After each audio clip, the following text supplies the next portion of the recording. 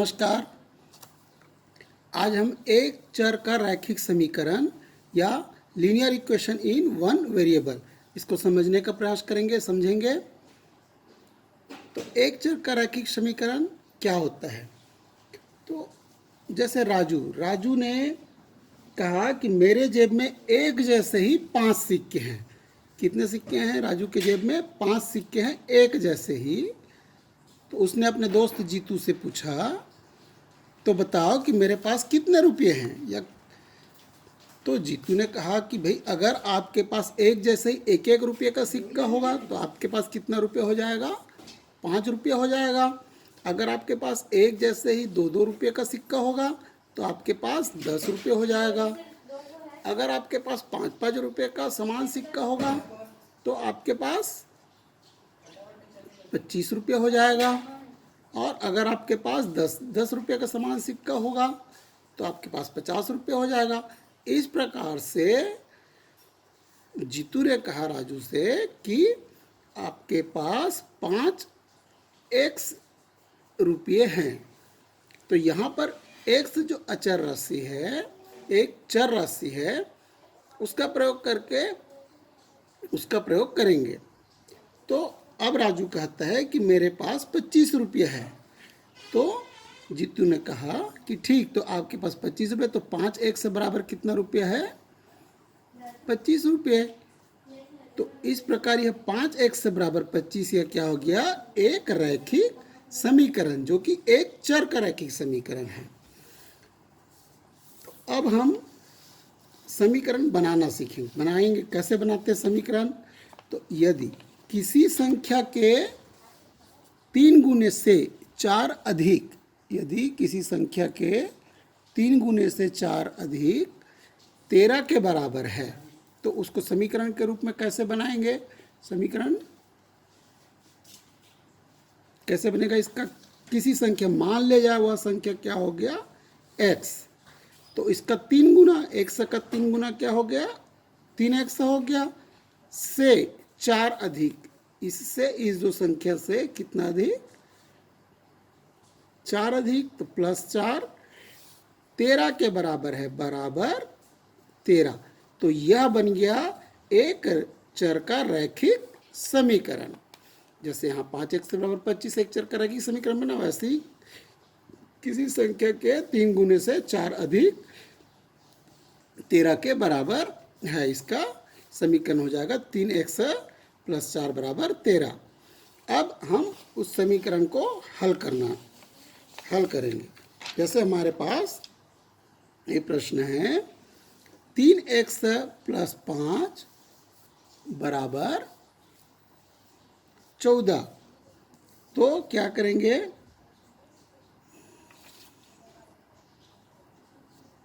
तो बायां, ये इसको कहते हैं बायां पक्ष और इसको कहते हैं दाहिना पक्ष।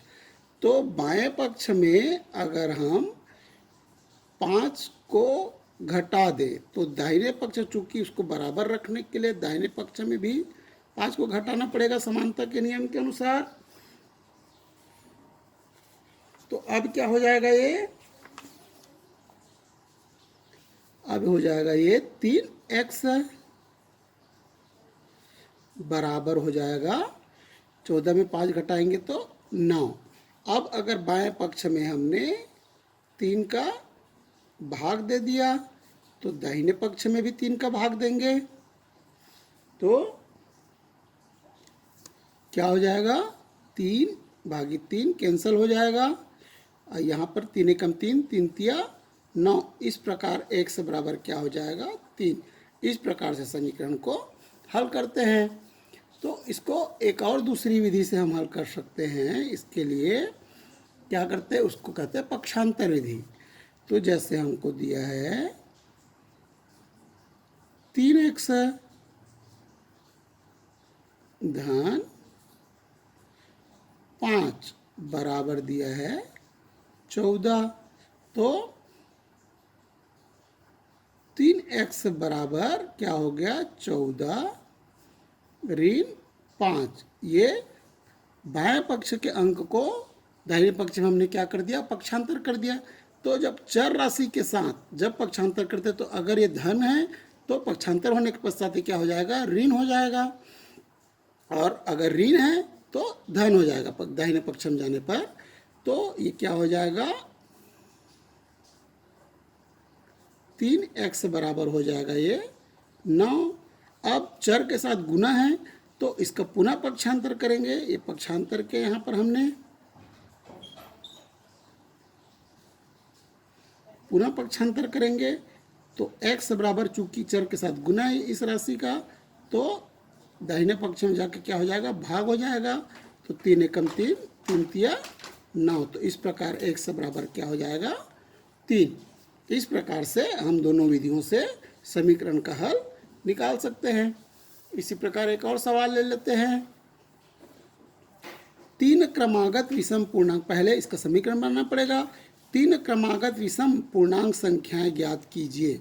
तो 3 क्रमागत बोल रहा है और विषम संख्या, तो माना पहली संख्या x है। जैसे कि अगर विषम संख्या देखते हैं तो 1, 3, 5, 7, 9 ये विषम संख्याएं हैं, आप जानते ही हैं। तो अगर पहली संख्या को हमने माना x तो दूसरी संख्या क्या हो गया, x 1 में 2 जोड़ने पर आएगा, फिर 2 जोड़ने पर आएगा, इसलिए दूसरी संख्या हो जाएगा x धन 2 और तीसरी संख्या हो जाएगा x धन 4। इस प्रकार 3 क्रमागत विषम पूर्णांक संख्याएं हैं, ज्ञात करना है। यदि इनके योग, अब इन तीनों का योग क्या बोल रहा है, x धन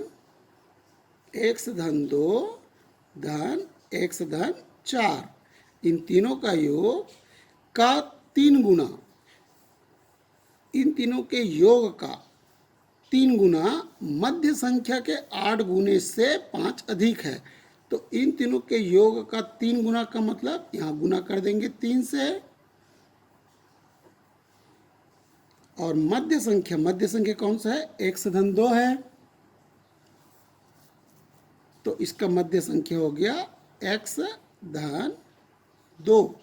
इसके 8 गुना से 5 अधिक है, उनके योग का 3 गुना। ये जो संख्या है जिसका 3 गुना हुआ है और मध्य संख्या का 8 गुना है, इससे यह जो संख्या यह 5 अधिक है। इसका मतलब अगर इन दोनों समीकरण बनाएंगे तो बराबर करने के लिए क्या करेंगे, ये 5 अधिक है मतलब इसमें या तो 5 का माइनस करेंगे तब भी बराबर हो जाए, ये इसमें 5 का माइनस करेंगे तब भी बराबर हो जाएगा, या इसमें 5 का प्लस करेंगे तब भी बराबर हो जाएगा।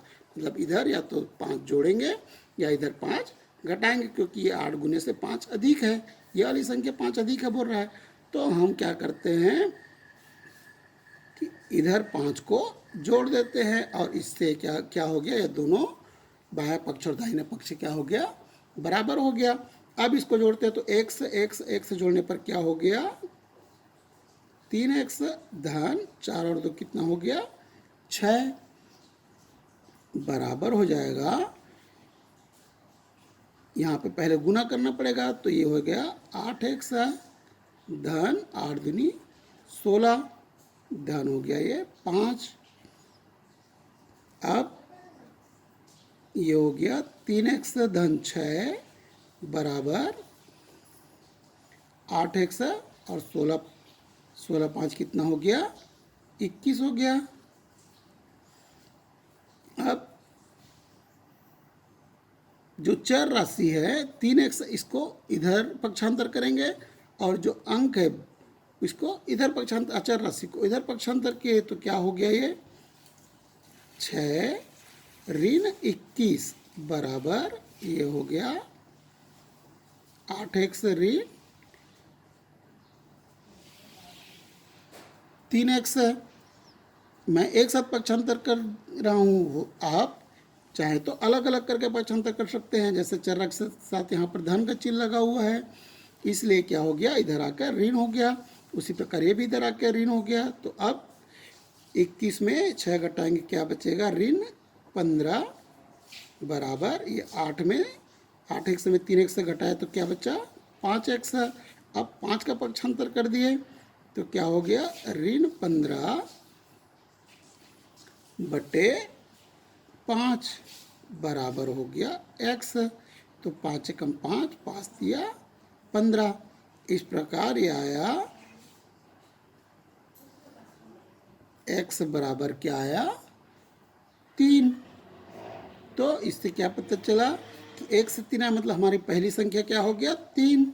तो दूसरी संख्या क्या हो जाएगा 3 धन 2 और तीसरी संख्या हो जाएगा 3 धन 4। 3 धन 4 हो जाएगा। तो इस प्रकार से पहली हो जाएगा 3 और दूसरा हो जाएगा 5 और तीसरी हो जाएगा 7। इस प्रकार 3 क्रमागत विषम पूर्णांक संख्याएं ज्ञात हो गया। इस प्रकार से हम एक चर के रैखिक समीकरण का हल करते हैं। धन्यवाद।